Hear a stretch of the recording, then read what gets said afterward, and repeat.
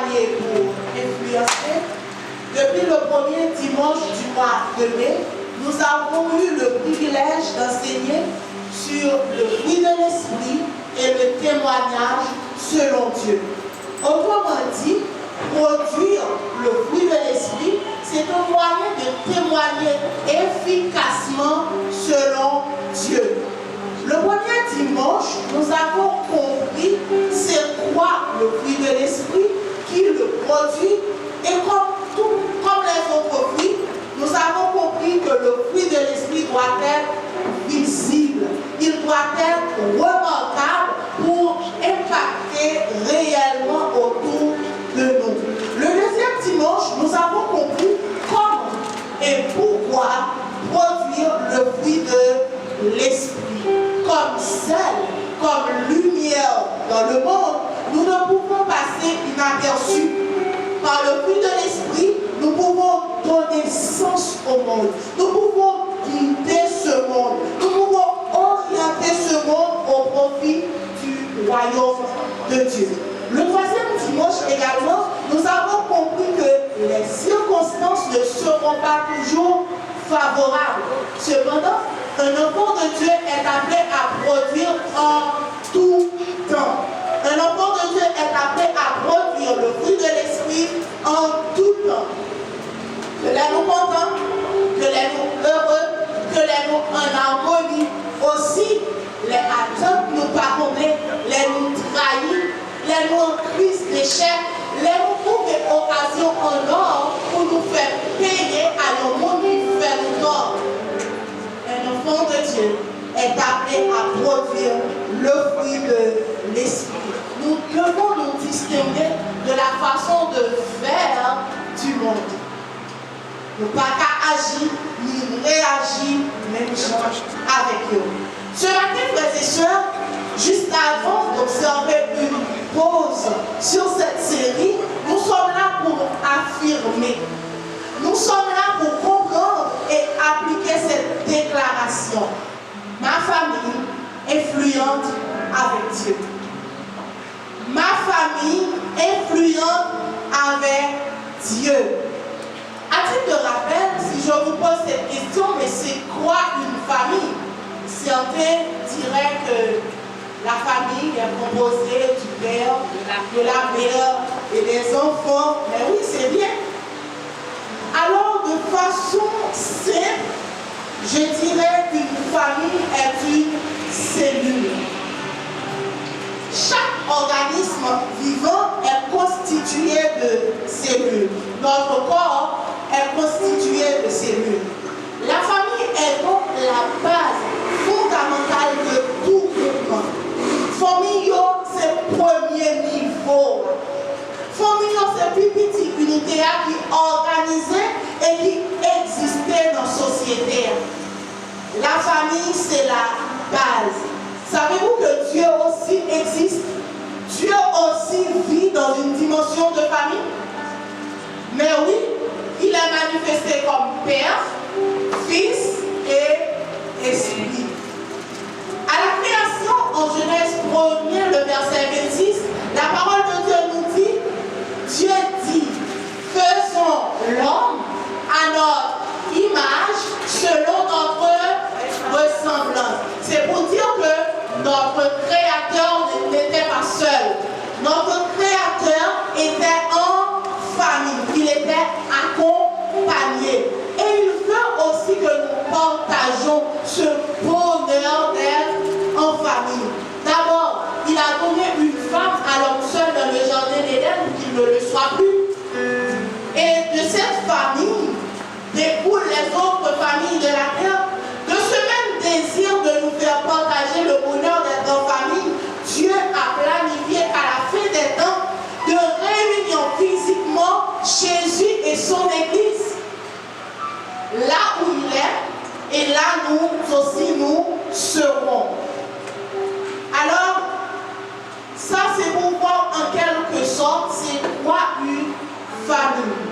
Ma famille influente avec Dieu. Influencer, c'est porter à un changement. Porter à un changement, que ce soit un groupe, ou un individu. L'influencer, c'est le porter à un changement. Comment ma famille peut-elle être influente avec Dieu? D'abord, considérons une famille dans la Bible qui a été un modèle. Elle a influencé et elle influence aujourd'hui encore. Pour vous épargner une longue lecture, je vous invite à lire avec moi les versets 3 à 14 de Actes des Apôtres, le chapitre 1er. Actes des Apôtres, chapitre 1er, les versets 3 à 14. Puis nous allons lire au chapitre 2, les versets 1 à 4. Actes des Apôtres, chapitre 1er, les versets 3 à 14. Je vous invite à faire cette lecture avec moi. Si vous n'avez pas de Bible, il y en a de disponible sur la table. On commence. Après qu'il eut souffert, il leur apparut vivant et leur en donna plusieurs preuves, se montrant à eux pendant 40 jours et parlant des choses qui concernent le royaume de Dieu. Comme il se trouvait avec eux, il leur recommanda de ne pas s'éloigner de Jérusalem, mais d'attendre ce que le Père avait promis. Ce que je vous ai annoncé, leur dit-il. Car Jean a baptisé d'eau, mais vous, dans peu de jours, vous serez baptisés du Saint-Esprit. Alors, les apôtres réunis lui demandèrent, Seigneur, est-ce en ce temps que tu rétabliras le royaume d'Israël? Il leur répondit, ce n'est pas à vous de connaître les temps ou les moments que le Père a fixés de sa propre autorité, mais vous recevrez une puissance, le Saint-Esprit survenant sur vous, et vous serez mes témoins à Jérusalem, dans toute la Judée, dans la Samarie et jusqu'aux extrémités de la terre. Après avoir dit cela, il fut élevé. Pendant qu'ils le regardaient, et une nuée le déroba à leurs yeux. Et comme ils avaient les regards fixés vers le ciel, pendant qu'ils s'en allaient, voici deux hommes vêtus de blanc leur apparurent et dirent, Hommes Galiléens, pourquoi vous arrivez-vous à regarder au ciel? Ce Jésus qui a été enlevé du ciel du milieu de vous reviendra de la même manière que vous l'avez vu allant au ciel. Alors ils retournèrent à Jérusalem, de la montagne appelée des Oliviers, qui est près de Jérusalem, à la distance de chemin de sabbat. Quand ils furent arrivés, ils montèrent dans la chambre haute où ils se tenaient d'ordinaire. C'était Pierre, Jean, Jacques, André, Philippe, Thomas, Barthélemy, Matthieu, Jacques, fils d'Alphée, Simon le Zélote et Jude, fils de Jacques. Tous, de commun accord, persévéraient dans la prière avec les femmes et Marie, mère de Jésus, et avec les frères de Jésus. C'était le verset 14. Maintenant, les versets 1 à 4 du chapitre 2. Le jour de la Pentecôte, ils étaient tous ensemble dans le même lieu. Tout à coup, il vint du ciel un bruit comme celui d'un vent impétueux. Et il remplit toute la maison où ils étaient assis. Des langues semblables à des langues de feu leur apparurent, séparées les unes des autres, et se posèrent sur chacun d'eux. Et ils furent tous remplis du Saint-Esprit, et se mirent à parler en d'autres langues, selon que l'Esprit leur donnait de s'exprimer.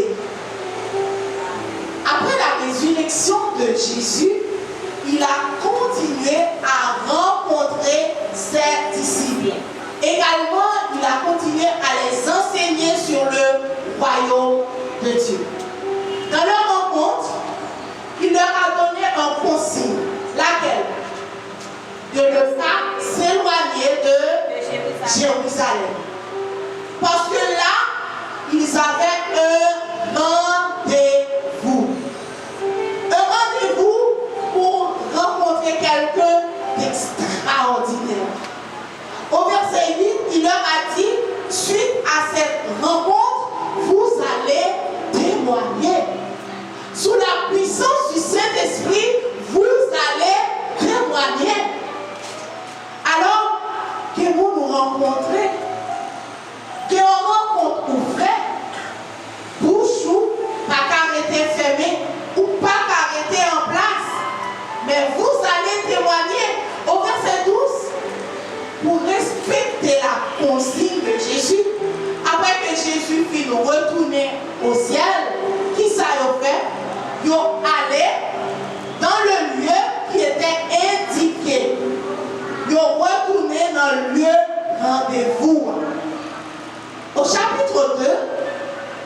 J est arrivé. Le jour J est arrivé. Le Saint-Esprit est là. Le Saint-Esprit est là. À la Pentecôte, une nouvelle famille vient d'être constituée. Une nouvelle famille vient d'être constituée. C'est la famille modèle dont je vous parlais tout à l'heure. Le Saint-Esprit vient de donner naissance à une unité organisée, le corps de Christ. Chaque famille est distincte dans sa culture. Culture de famille qui permet pour identifier donc qui côté famille ça lui-même lui sortit. Eh bien, cette nouvelle famille également a eu une nouvelle culture. Nouvelle famille, nouvelle culture. Et cette famille a pu influencer et influence aujourd'hui encore par sa culture. La culture de cette famille, c'était quoi en fait? C'était quoi? Retournons à notre lecture de référence pour répondre. En Acte 1er, le verset 14, il est dit, tous, de commun accord, persévéraient dans la prière avec les femmes, Marie, mère de Jésus et les frères de Jésus. Ce verset est explicité dans le verset 42 du chapitre 2, où il est dit, ils persévéraient dans l'enseignement des apôtres, dans la communion fraternelle, dans la fraction du pain et dans les prières. Dans les prières. D'abord, cette famille persévérait dans l'enseignement des apôtres. Leur culture était d'abord constituée, était d'abord composée d'une pratique de vivre ensemble. C'est pas vivre ensemble, nous connaissons, non? Cette famille avait la pratique de vivre ensemble. Comment vous expliquer ça? Qu'elles avaient la pratique de vivre ensemble. Eh bien, la Bible nous dit qu'en tant que nouvelle famille créée par le Saint-Esprit, elle a jugé vital de grandir d'abord spirituellement. D'abord spirituellement. Et pour grandir spirituellement, il faut connaître les Écritures. Il nous faut connaître les Écritures. Exemple, vous arrivez dans une nouvelle école. Vous devez connaître le principe qui est établi. Pour capable manger selon les normes, pour capable respecter. Ou embaucher dans une nouvelle institution, vous devez connaître les règles qui est établie pour capable éviter toute éventuelle sanction dans l'entreprise. Eh bien, cette nouvelle famille est également à juger vital de passer du temps ensemble dans les Écritures. Elles avaient jugé bon de grandir dans leur relation avec Dieu. Sans connaître la parole de Dieu, il est difficile d'avoir une bonne relation avec lui. Cette nouvelle famille persévérait dans l'enseignement des apôtres. Ils ont passé du temps dans la parole de Dieu ensemble pour connaître qui ça dit, qui ça dit, comment il voulait pour vivre. Également, ils persévéraient dans la communion fraternelle. Dans la communion fraternelle, étant unis en Jésus, nous avons le même Père, Dieu. Nous avons le même Sauveur et Seigneur, Jésus. Et nous sommes conduits par le même, un seul et même Esprit. Cette unité doit être évidente dans notre relation étant membre de même corps. Cette unité doit être évidente. Nous sommes appelés à nous aimer. Nous sommes appelés à nous supporter. Nous sommes appelés à nous respecter, à nous encourager, aussi à nous corriger. Nous sommes appelés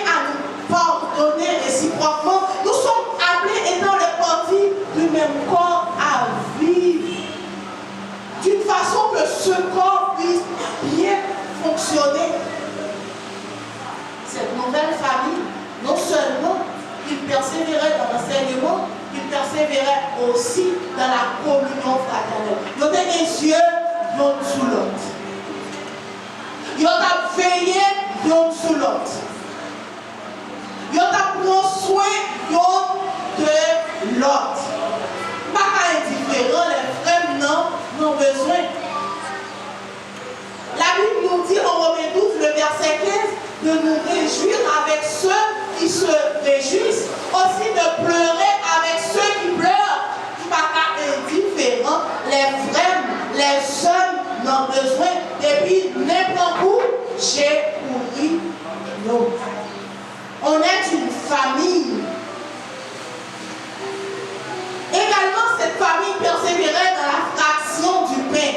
Ensemble, ils se rappelaient ce que Jésus a fait. Le sacrifice qui leur a donné la vie. Le sacrifice qui a restauré leur relation avec Dieu et leur relation entre eux.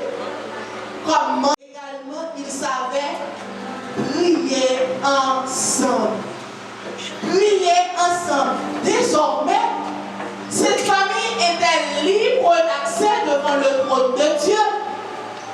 Par sacrifice Jésus sur la croix, comme il s'était approché de mon trône, mon Dieu, pour prier, pour parler de besoins, pour intercéder aussi pour les autres. Désormais, au nom de Jésus, elle pouvait parler à Dieu. Et elle savait en profiter. Elle savait en profiter. C'est une grâce à agir pleinement. En Jésus, nous avons la possibilité, nous avons le feu vert de nous approcher de Dieu. Eh bien, nous devons en profiter pour l'adorer, pour lui parler de nos besoins, pour intercéder pour nos frères. Mais surtout, c'est au nom de Jésus. Dans la culture de cette famille, elles avaient la pratique de vivre ensemble. Elles avaient aussi la pratique d'être ensemble. La pratique d'être ensemble. Au chapitre 2, le verset 1er, il est dit qu'ils étaient tous dans le même lieu. Ils étaient tous dans le même lieu. David dit quand nous sommes ensemble, c'est là que l'Éternel envoie la bénédiction et la vie pour l'éternité. Ils avaient la pratique de vivre ensemble. Voilà comment se résume la culture de cette famille. Elles avaient la pratique de vivre ensemble, dans la communion fraternelle, l'enseignement de la parole de Dieu, la fraction du pain et la prière également. Ils étaient toujours ensemble. Ils avaient la pratique de vivre ensemble. Il y a une influence, c'est que nous avons grandi en qualité et en quantité. Famille, ça a grandi. L'autre monde t'a rejoint, mais surtout au profit du royaume de Dieu. Par message que l'on t'a envoyé, l'autre monde t'a répandu, l'autre monde t'a rejoint bergerie. Et ce n'est pas seulement à Jérusalem. Dans le rendez-vous, c'était aussi dans la Judée, à Samarie et jusqu'aux extrémités de la terre. C'était aussi en Haïti. Culture était influencée. Alors, ce matin, quand nous déclarons ma famille influente avec Dieu, comment? Nous venons de voir comment une famille a influencé. Comment famille Pam, famille Paul, car influence Jodia, mais avec Dieu. Comment? Alors, nous ne pouvons que nous dire par notre culture, comme ça, grosso modo, par notre culture? Non. D'abord, notre famille peut être influente avec Dieu. Notre famille peut orienter le monde au profit du royaume de Dieu. Notre famille peut indiquer au monde la meilleure droit à suivre. Notre famille peut montrer au monde la meilleure direction à prendre, d'abord par notre foi. D'abord par notre foi. La foi, c'est une vertu essentielle qui nous caractérise comme croyants. Parce que, comme croyants, nous nés de nouveau par la foi. Nous sauvés par la foi. Ce n'est pas la grâce que vous êtes sauvés, mais par le moyen de la foi. Relation nous avec mon Dieu commence par la foi. Nous vivons tout par la foi. Nous grandissons par la foi. Nous justifions, nous sanctifions par la foi. Et mon Dieu dit, nous ne passons qu'à déplacer montagne, dit, ôte-toi de là et jette-toi dans la mer, c'est par la foi. En Éphésiens 6, le verset 16, la parole de Dieu nous dit de saisir la foi comme un bouclier afin d'éteindre toutes les flèches enflammées du diable. En résumé, la foi c'est dénominateur commun toute grâce que mon Dieu fait nous. Dénominateur commun toute grâce que mon Dieu fait nous. Abraham est considéré comme papa à la foi et il était influent. Pour qui ça? Parce qu'elle était croyant dans mon Dieu et elle était faite ça mon Dieu en est. Une famille qui a foi en Dieu l'entend et le suit. Une famille qui croit dans mon Dieu, qui tendait mon Dieu et qui obéit à ça mon Dieu dit. Notre foi doit être agissante. Notre foi doit être accompagnée d'évidence. Petits enfants, n'aimons pas en parole et avec la langue, mais en action et avec vérité. Une famille qui a foi en Dieu n'a pas peur de se positionner pour Dieu. Ou pas faire camper pour mon Dieu. Ou pas faire investir pour mon Dieu. Ou pas faire engager pour mon Dieu. Parce que nous savons, quand Dieu dit, la chose arrive. Ça, mon Dieu promet là, il a fait. Eh bien, nous pas faire engager nous au profit du royaume de Dieu. Oui, contexte difficile. Mais à l'église de Foyer Communaux, nous voulons contribuer au développement humain par l'évangile, l'éducation et l'entrepreneuriat. Par la foi, nous camper. Et c'est à cela que nous travaillons. Comptons sur le Seigneur, nous savons que nous allons y arriver. Nous ne sommes pas capables de détecter niveau assurance. Nous monde, dans n'importe quel entrepreneur, regardez quantité ça investi. Regardez l'investissement là-dedans. S'il n'y a pas une assurance, il va mettre tout le corps. Il va mettre tout ça gagné. En plus, le monde a dit nous croyons dans le changement, mais elle va les dire ça, on met sous table. Pendant que vous croyez dans le changement. Notre famille peut être influente par notre foi. Même quand les évidences nous disent le contraire, même quand les évidences nous disent que mais il n'y a plus rien à espérer, il n'y a plus d'espoir, et bien par la foi en notre Dieu qui a su sauver la famille de Noé lors du déluge, notre Dieu qui a su calmer le vent et la mer, par la foi, par notre foi en ce Dieu, nous pouvons nous positionner, nous pouvons investir au profit du royaume de Dieu. Notre famille peut être influente par notre foi, aussi par notre témoignage. Par notre témoignage. Notre témoignage est donc le signe visible de notre relation avec Dieu. De même qu'on reconnaît l'arbre à ses fruits, on reconnaît un croyant par son témoignage. En Éphésiens 6, le verset 14, la parole de Dieu nous dit de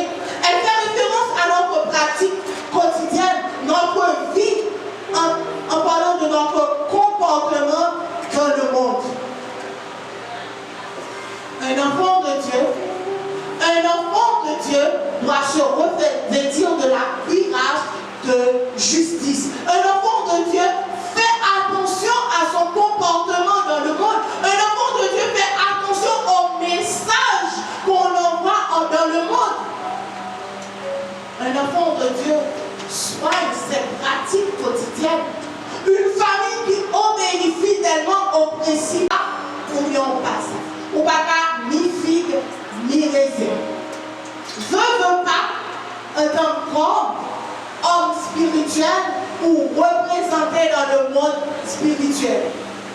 Ou représenter dans le monde spirituel.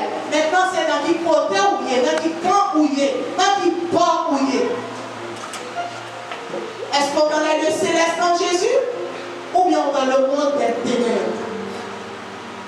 Veux pas représenter un côté quand même. Qui côté au coupé matin? Pas de la grâce à ouvrir matin. Dieu vous appelle. Dieu frappe à la porte de votre cœur. N'endurcissez pas votre cœur. Si on peut ouvrir porte à bon Dieu pour lui entrer, qu'on ait une porte la matin, encore il y a frappé. Saisis l'occasion ça pour ouvrir porte pour faire partie de famille ça, de famille Jésus. Pour capable dans les lieux célestes en Jésus. Donc il faut venir matin. Qui va camper matin? Ma famille influente avec Dieu. Famille du foyer de communion. Famille du foyer de communion. Êtes-vous prêts à influencer le monde au profit du royaume de Dieu? Êtes-vous prêts à influencer le monde au profit du royaume de Dieu? Famille du foyer de communion, je vous parle. Je vous parle. Êtes-vous prêts à influencer le monde, à orienter ce monde au profit du royaume de Dieu? Amen. Il passe en prix, non? Il passe en prix, non? Pour Daniel, il est fait ça. Où on était passé dans la force au lion. Il passe en prix. Pour chaque Abednego est arrivé orienté au profit du royaume de Dieu. Il est arrivé influencé, on est obligé de passer par la fournaise ardente. Esther est obligé de mettre ville sous table à monter, orienté au profit du royaume de Dieu. Êtes-vous prêts ce matin à influencer? Êtes-vous prêts ce matin à orienter au profit du royaume de Dieu? Est-ce que nous parlons pour nous dire, mon nom, mais qui meilleure voie pour nous suivre, mais qui meilleure direction pour nous prendre? Parfois, nous pas témoignage, nous pas l'amour. Est-ce que nous parlons? Est-ce que nous parlons? Pas senti, nous parlons. La famille du foyer de communion. Est-ce que nous parlons pour nous orienter mon sage pour que le royaume de Dieu puisse gagner? Saison ça, nous voulons mettre pied pour atteindre le voisinage. Nous voulons passer chaque samedi dans zones pour saluer mon Dieu. Dire mais qui est-ce que nous est? Mais qui ça nous a fait là? Et inviter à participer à nos rencontres. Saison ça, nous voulons mettre pied pour atteindre.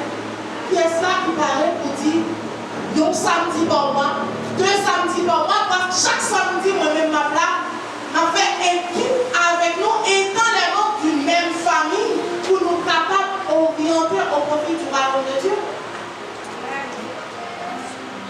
Qui est cela qui peut vous dire? Moi, je suis prête, je suis partant pour faire équipe avec vous. Je suis partant pour faire équipe avec vous. Vous n'allez